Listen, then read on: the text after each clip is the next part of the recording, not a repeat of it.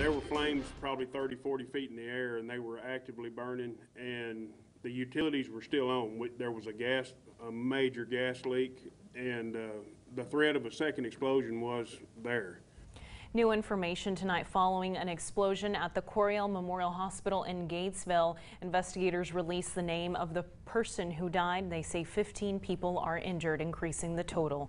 Good evening and thank you for joining us tonight. I'm Leslie Rangel. I'm Robert Burns. Authorities today naming the man who died in the Gatesville blast as 44-year-old Michael Brugman. Still a lot of uncertainty though as to what exactly sparked that blast. Fox 44's Nohely Mendoza was at a press conference earlier today. Now, Nohely, what do we know about this investigation?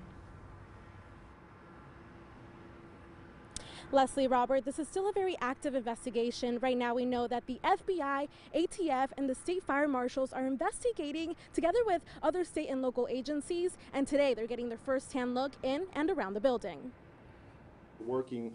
Concentrating our efforts mainly on the debris field outside of the initial explosion site today. We will start moving inside the building at that time when we can deem those structures are safe.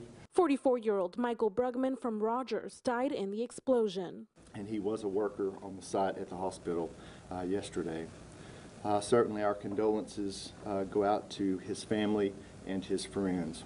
Authorities say that number could have been greater. We were very fortunate of the direction of the explosion. If it had gone another direction, our casualty level would have been very high. And I mean just the difference between north and west. Right now, the Texas State Fire Marshal's office is leading the investigation. They bring with them many resources that will ensure both a thorough and a very qualified investigation. Officials say they believe the gas lines in the boiler room were leaking, filled the room, and a spark set off the massive explosion. If you're going to have something bad happen, we were at a hospital, and this was right in the back of the hospital. And so as I approached the victims that I saw and tried to tend to them, everywhere that I went, there was already 1 or 2 doctors there and several nurses. Right now, 7 of the 9 injured who were taken to Baylor Scott and White Temple are now at other hospitals. Most of the victims are suffering from blast and burn injuries. So there were 2 that went to Parkland and Dallas, 2 that went to Austin, and the rest went to San Antonio. Now, officials right now are interviewing witnesses and getting pictures and videos to help in that investigation. Leslie, Robert?